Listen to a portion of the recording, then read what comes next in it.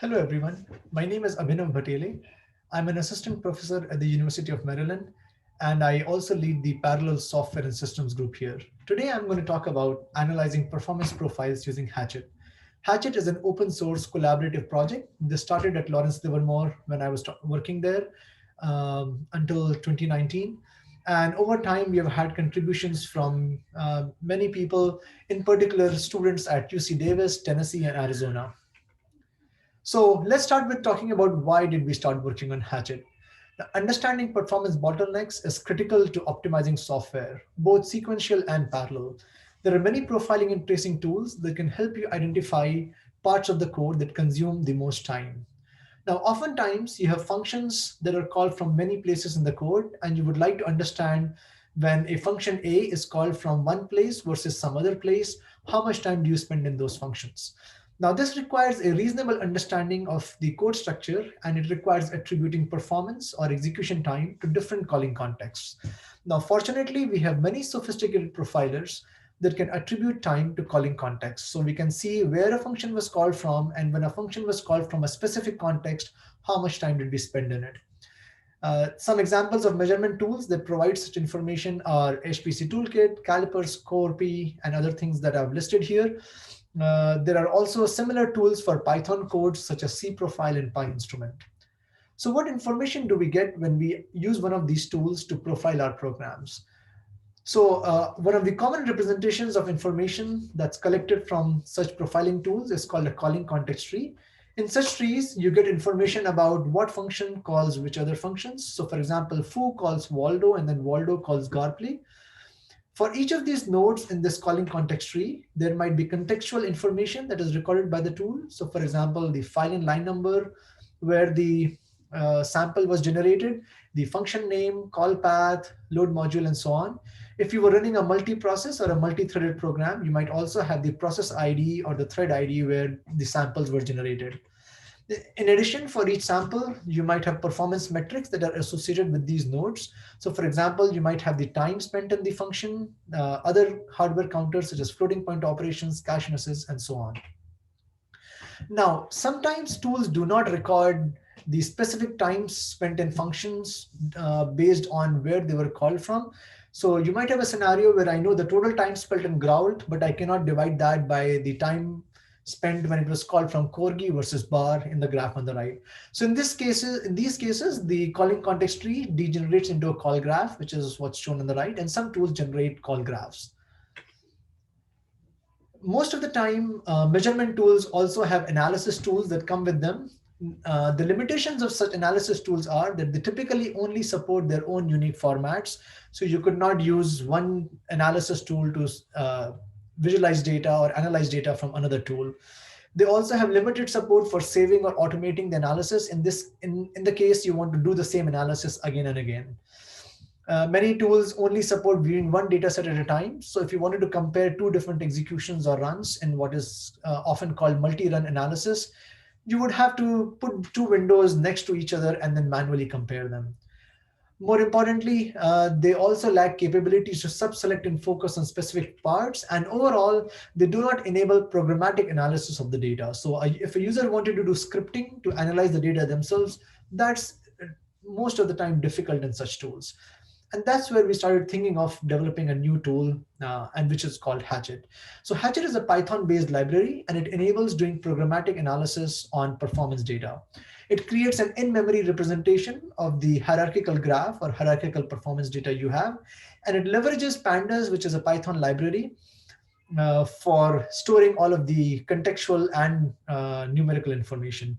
Pandas supports multi-dimensional tabular data sets, and we use our graph as a structured index to index pandas data frames. I'll talk about these details in a later slide.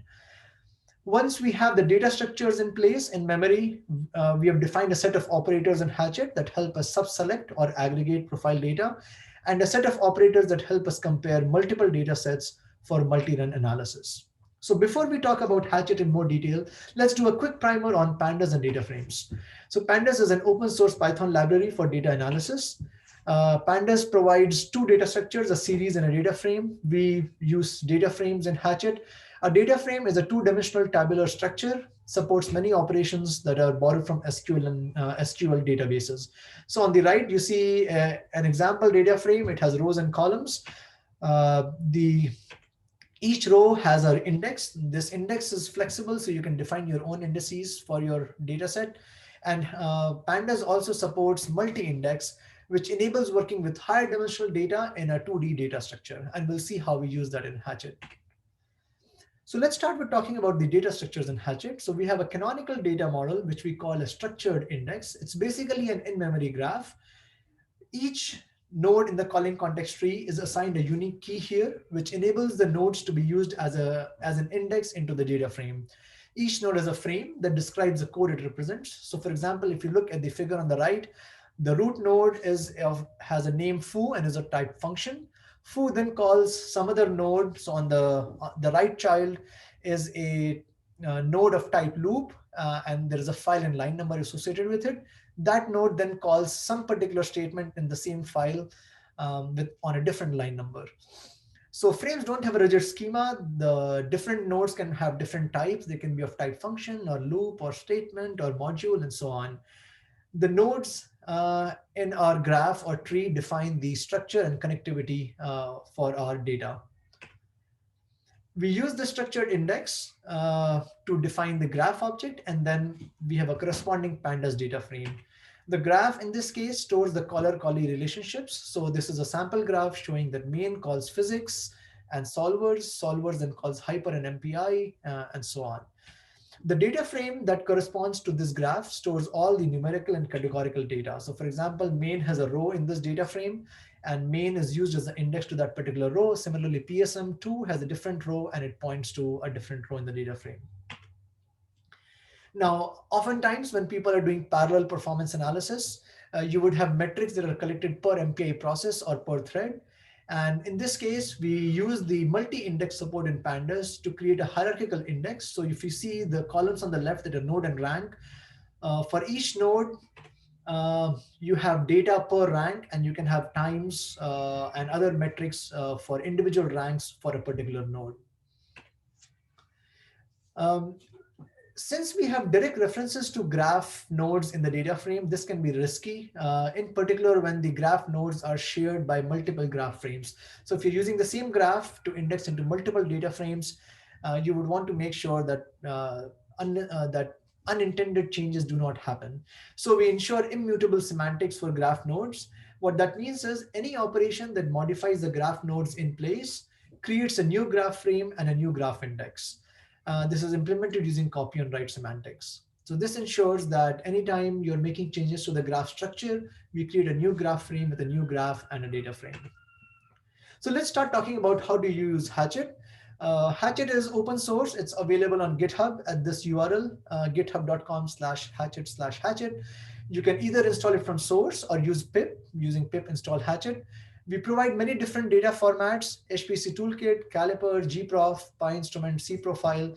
We also provide a simple string literal format if you wanted to just play around with synthetic data and generate that yourself.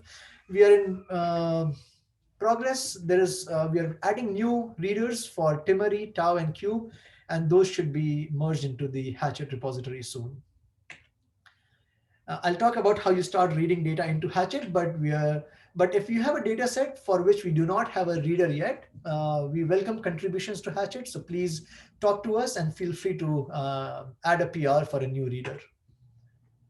So what I'm going to do is, instead of just having slides and showing code, I'm going to use a Jupyter notebook to illustrate various features in Hatchet. So let's start with the most common operation that people use in Hatchet, which we call a filter operation. So I've created a simple synthetic graph here using the string literal format. So we have a from literal function in Hatchet to use this to input this data and then create a graph frame object. Once you have a graph frame object, you can create a tree representation which can be printed on the terminal. And this looks like this. So this is a graph we saw on the slides. Main calls physics and solvers, and then they call some other functions. We can also display the corresponding data frame associated with this graph frame, and that looks like this. It has eight rows, and each node has some metrics associated with it. So what does a filter operation look like? It's shown here in a single line. So you provide a lambda function that provides the operation that is applied to the rows of the data frame. In this case, what we are saying is we want to filter all the rows by looking at the time column of the data frame, which is this column, and only looking at only keeping nodes that have a time greater than 10 units, 10 seconds, let's say. Uh, Once you do that and you want to display the filtered data frame, you will see that the nodes that had less than 10 seconds, so the MPI node and the solvers node are now gone, and you're left with 5 nodes now. Now notice that I had a squash equals false here. When you do that, uh, we only filter the data frame and make no changes to the graph. Squashing takes the graph associated with this data frame and removes the function nodes that have been filtered out and does a rewiring of the graph with the remaining nodes. Squash is on by default, so if you do not provide this argument and if you do a squash operation, this is what the corresponding squashed graph looks like over here. And if you provide the squash equals false, you can do this in 2 steps. First do a filter and then do a squash to get the same tree. Just to give another example, you could provide a different filter that says, I want to look at all the nodes where the name matches main or PSM2. And then when you print the squash tree, you get something like this.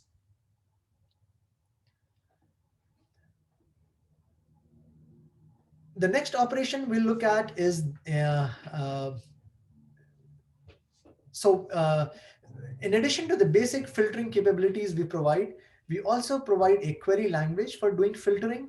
Now, this enables us to specify call path patterns in the calling context tree and use those to do the filtering. So for example, you could say that I want to look at all the nodes where the name matches MPI, and I want to get all the child nodes that are underneath these matched nodes.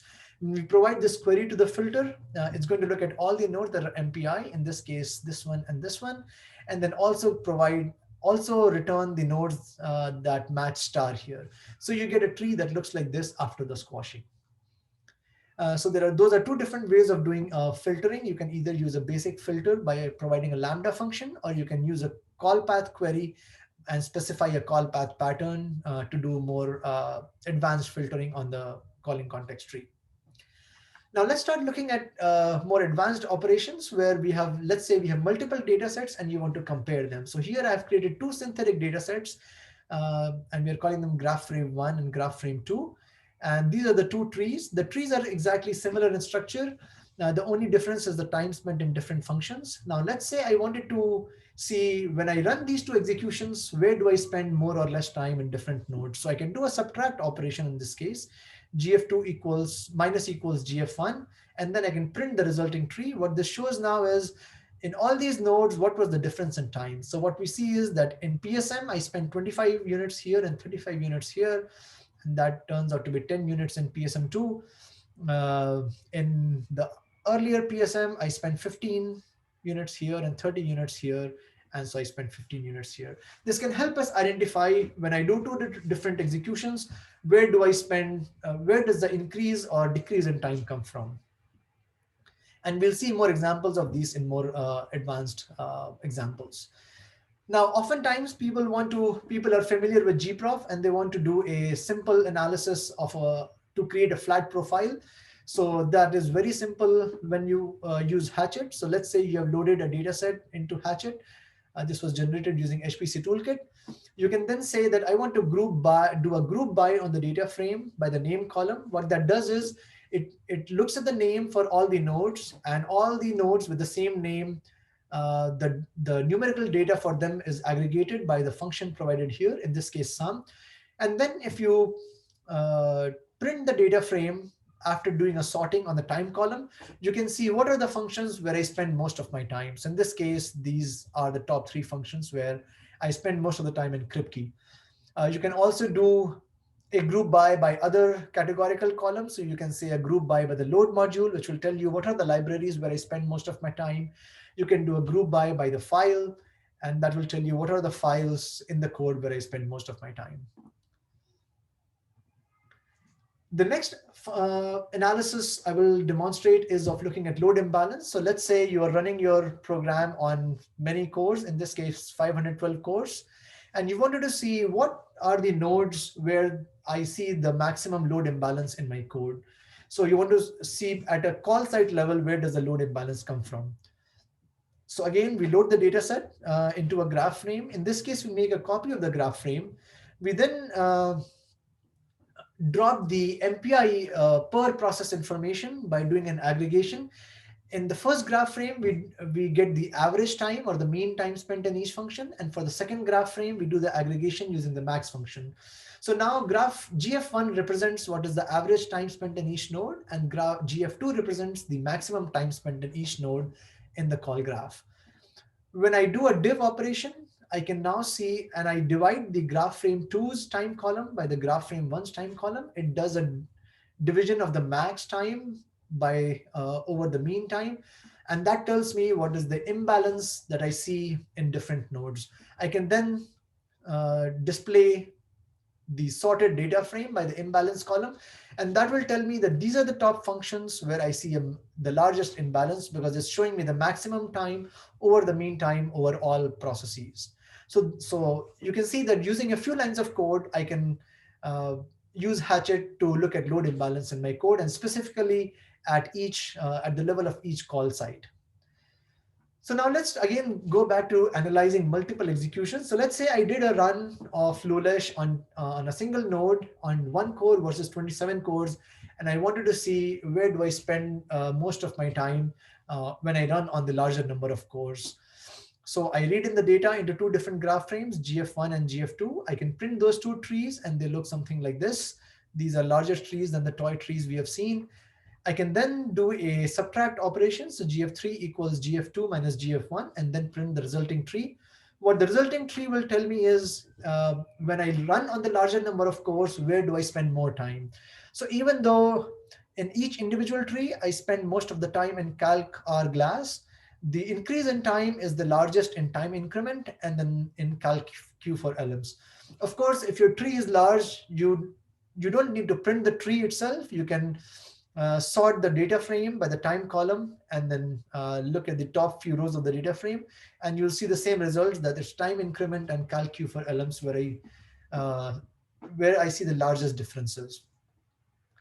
We can even do more advanced things with these subtract operations and combining them with filters. So for example, if I was running two instances of the Lulesh code with MPI enabled on multiple nodes, and I wanted to see when I run on 27 cores versus 512 cores, what are the MPI routines where I see the largest increase in runtime. So again, I load the data sets into two different graph frames, GF1 and GF2. I then squash the graph frames by doing a filtering operation and saying, I only want to look at the functions where the name starts with MPI. I then do a subtract operation on the squashed graph frames, and then print the graph frame, the data frame sorted by the time column. So this tells me what are the top MPI routines where I spend most of my time, or in fact, where we see the largest increase in the time. So this can help us identify scaling problems, and we can go and fix those functions where the largest increases are happening. You can do something similar with multiple data sets and not just two data sets. So this example is showing how we used Hatchet with a few lines of code to analyze 8 different data sets. So we ran Lulesh from 1 through 512 cores, and this part loads the data sets into memory, creates data graph frames for each of those.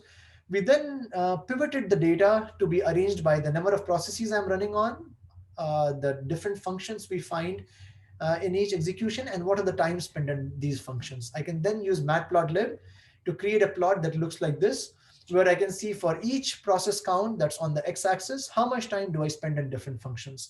This can allow me to understand, as I run on more processes, what functions are scaling poorly and which functions do I need to pay more attention to. Now notice that an analysis like this would have taken a significant amount of programming if you were to do this in older tools. With Hatchet, it enables this kind of programmatic analysis with very few lines of code. Going back to looking at other features in Hatchet.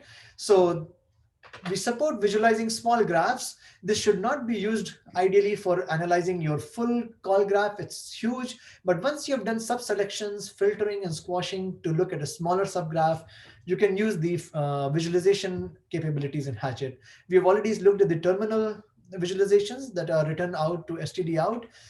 You can also output to a graphviz dot format. We output a dot file that can then be displayed using graphviz. The other format we support is the flame graph format. So you can write out a file that can be read in by the flame graph software to generate a visualization that looks like this. So far, the operations I've talked about are not the exhaustive list of API operations supported by Hatchet. So I refer you to look at the Hatchet documentation that is on readthedocs.io for the full user docs. Finally, I'll talk about some performance improvements we have been making to the Hatchet operations itself. So we realized that when we were looking at very large data sets that had hundreds of thousands of lines or hundreds of millions of lines in rows in the data frame, we were running significantly slow. So there were two operations we identified. One was the read operation in the HPC toolkit reader that was significantly slow. And the other was the unify operation in the graph frame that we were using to unify multiple graphs. So by doing significant optimizations, such as using Python, we have been able to improve the reading time for HPC toolkit from 6 hours to 2 minutes for 100 million rows in the data frame. And similarly, for the unify operation, our runtime has gone down from 2 hours to 1.5 minutes. So we expect that even for large data sets, Hatchet should perform very well. Finally, in conclusion, with Hatchet, we are leveraging the power of pandas for performance analysis and HPC for analyzing hierarchical performance data. This enables us to use graph nodes to index a data frame. And finally, Hatchet helps us do programmatic analysis of such hierarchical data for one or multiple executions. In the future, we want to support other file formats, and we encourage people to contribute readers to Hatchet. We are also planning to add an output format for Hatchet so you can save intermediate data as you're analyzing your input data sets. And then we are also planning to implement a higher level API that can help us automate some of the performance analysis that we have seen Hatchet users do. So for example, you might be automatically able to say, tell me if there's load imbalance in my code, and Hatchet will have a function that does that for you. So here are some links. Hatchet is on GitHub, and we have documentation on readthedocs.io. Again, Hatchet is a collaborative project with contributions from many people, and the list of contributors is available on GitHub. Thank you.